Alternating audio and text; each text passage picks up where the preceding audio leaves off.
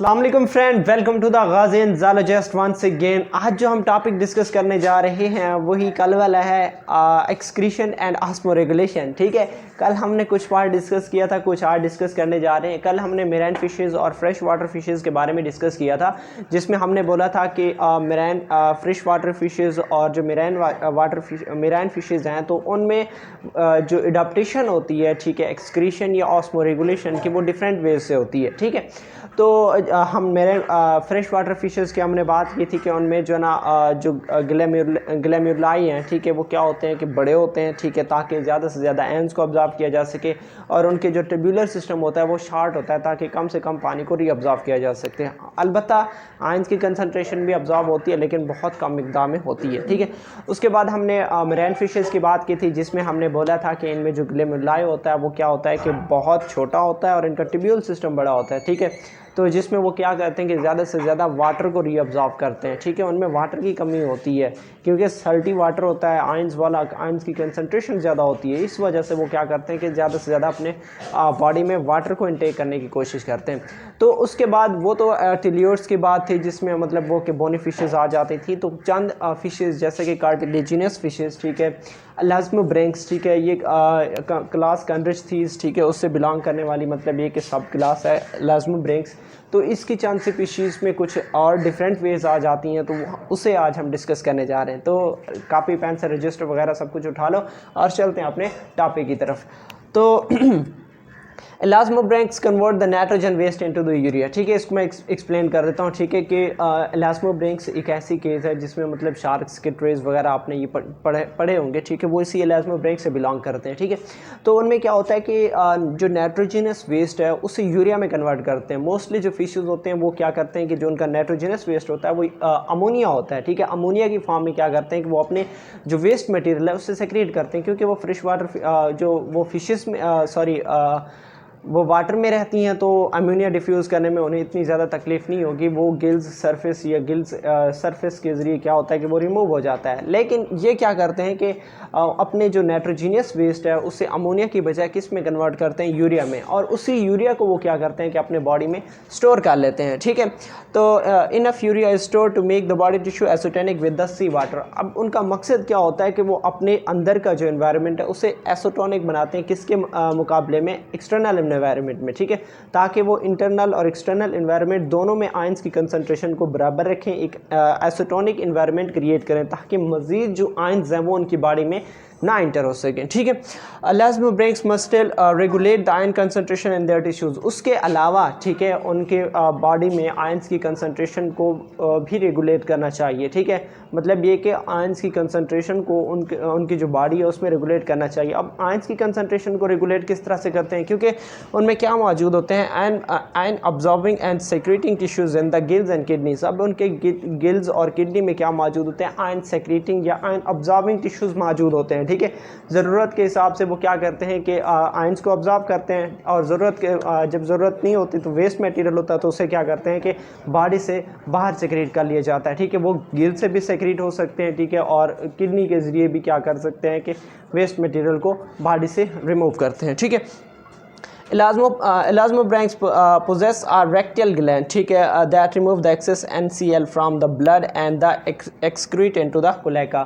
अब देखो यहाँ उन्होंने कहा है कि जो एलास्मोब्रैंक्स हैं उनमें रेक्टियल ग्लैंड मौजूद होता है। उस रेक्टियल ग्लैंड का फंक्शन क्या होता है कि वो जो एक्सेस जो फ्री मिकदार में जो NaCl है, सोडियम क्लोराइड है, उससे क्या करते हैं कि वो एक्सक्रीट करते हैं और किस में डालते हैं, क्लोएका में। अब क्लोएका क्या है कि एक ऐसा स्ट्रक्चर समझ लो जो कि रिप्रोडक्शन और जो ना वेस्ट मटेरियल को सेक्रेट करने के लिए इस्तेमाल होता है। ठीक है, तो उसके बाद डायड्रमस फिशेस, ठीक है, दो तरह के मतलब कैटेगरी के हवाले से फिशेस हैं। ठीक है, कि वो मेराइन वाटर में पाए जाते हैं या फ्रेश वाटर में पाए जाते हैं, या कोई बाज़-औक़ात ऐसा होता है कि वो दोनों इन्वायरमेंट में पाए जाते हैं। तो इस केस में उनको क्या बोलते हैं, डायड्रोमस। मतलब ये कि वो दोनों मेराइन वाटर और फ्रेश वाटर दोनों में अपनी लाइफ को एग्जिस्ट करते हैं। जैसे कि हमने एम्फीबियंस के बारे में डिस्कस किया था कि वो अपनी लाइफ को मतलब लैंड और वाटर दोनों में गुजारते हैं। तो इस केस में भी ऐसे होता है कि वो अपनी जो ना fresh water fishes fresh water में भी अपनी लाइफ गुजारते हैं और मेराइन वाटर में भी अपनी लाइफ गुजारते हैं। ठीक है, तो बहुत सारी ऐसी फ़िशेज़ होती हैं जो कि क्या करती हैं, माइग्रेट करती हैं कहाँ से, मेराइन से फ्रेश वाटर में या फ्रेश वाटर से मेराइन में अपनी रिप्रोडक्शन के लिए, स्पाइनिंग प्रोसेस के लिए, ठीक है। तो यहाँ कुछ ऐसे ही केस है, diadromous fishes migrate between the fresh water and the marine water. अब डायड्रोमस फिशेज़ मेराइन वाटर में भी जाती हैं या फ्रेश वाटर में भी जाती हैं, किसके लिए, स्पाइनिंग के लिए। जैसे कि एग्जांपल में आप यहाँ किसकी बात करो, सैल्मन और लैम्प्रे की बात करो। Salmon and lamprey migrate from sea to fresh water to spawn, ठीक है। अब वो स्पाइनिंग के प्रोसेस के लिए वो क्या करते हैं कि फ्रेश वाटर से किसमें, और मेराइन वाटर से वो फ्रेश वाटर में आते हैं, ठीक है। तो अब fresh water eel migrate from the fresh water to the marine, ठीक है। अब जो फ्रेश वाटर ईल है वो क्या करता है कि फ्रेश वाटर से वो किस में आता है, मेराइन में आता है रिप्रोडक्शन करने के लिए, ठीक है। उसके बाद migration require the gills capable of coping with the both Uptake and excretion of ions. अब देखो वो कह रहे हैं कि ये जो ऐसे फिशेज़ हैं, ठीक है, वो मेराइन में जा रहे हैं, कभी वाटर में मेराइन वाटर में जा रहे हैं या फिर कभी फ्रेश वाटर इन्वायरमेंट में जा रहे हैं, तो उनको आयंस की कंसंट्रेशन उनको जो आयन की कंसंट्रेशन को रेगुलेट करने के लिए आर्गन्स की ज़रूरत होगी, ठीक है। उनको चाहिए कि वो अपने आयंस की कंसंट्रेशन को रेगुलेट करें, कभी उधर जा रहे हैं कभी उधर जा रहे हैं, इन्वायरमेंट चेंज हो रहा है, तो ठीक है। तो उस इन्वायरमेंट में क्या कर सके, खुद की जो आयंस वगैरह, इलेक्ट्रोलाइट्स, सारी चीज़ों की कंसंट्रेशन को उनको रेगुलेट करना, उनमें रेगुलेट करने की सलीयत उनमें मौजूद होनी चाहिए, ठीक है। तो young salmon can enter until the certain cells on the gills develop the iron secreting powers, ठीक है। अब इन्होंने वही बात कर दी है ना कि सैल्मन उस वक्त तक वो वाटर में नहीं जाते जब तक उनके जो सेल्स होते हैं, ठीक है, गिल्स के ऊपर जो सेल्स होते हैं वो क्या करते हैं, उनमें ये सलीयत, उनमें ये कैपेबिलिटी जनरेट नहीं होती तब तक वो नहीं जाते, ठीक है। कोशिश करते हैं कि उनमें जो आयंस की या इलेक्ट्रोलाइट को बर्दाश्त करने की सलीयत आ जाए, ठीक है, वो उन्हें क्या कर सके, उन्हें अपने गिल से अंदर गुजारते हैं, ठीक है, या फिर उन्हें क्या करते हैं, एक्सचेंज करते हैं। तो उनमें ये सारी जब तक सलीयत डेवलप नहीं होती तब तक वो क्या करते हैं कि उससे बाहर नहीं जाते, ठीक है। तो इसी तरह से आगे लिखा हुआ है, ठीक है, कि तकरीबन 90% जो नाइट्रोजीनियस वेस्ट है वो अमोनिया की सूरत में बॉडी से गिल सरफेस से क्या होती है, रिमूव हो जाती है। 90% जो वेस्ट मटेरियल होता है उनका वो क्या होता है, यूरिया होता है, क्योंकि यूरिया को एक्सक्रीट आउट करना फिशेस के लिए बहुत ज़्यादा आसानी होता है, ठीक है। लेकिन चंद जो वेस्ट मटेरियल जैसे कि 10% उन्होंने नाइट्रोजीनियस वेस्ट की बात की हुई है कि वो किसकी सूरत में, यूरिया, क्रेटिन या क्रेटिनाइन की सूरत में क्या होता है कि वो वेस्ट यानी नाइट्रोजनस वेस्ट प्रोड्यूस होता है, ठीक है। तो वो क्या करता है कि जो ना वो प्रोड्यूस कहाँ होता है, लीवर में, और किसके ज़रिए सेक्रेट आउट हो जाता है, किडनी के ज़रिए सेक्रेट हो जाता है। तो ये था हमारा एक छोटा सा टॉपिक जिसमें हमने किसको डिस्कस किया है कि osmoregulation and the excretion in fishes. तो पार्ट 2 था।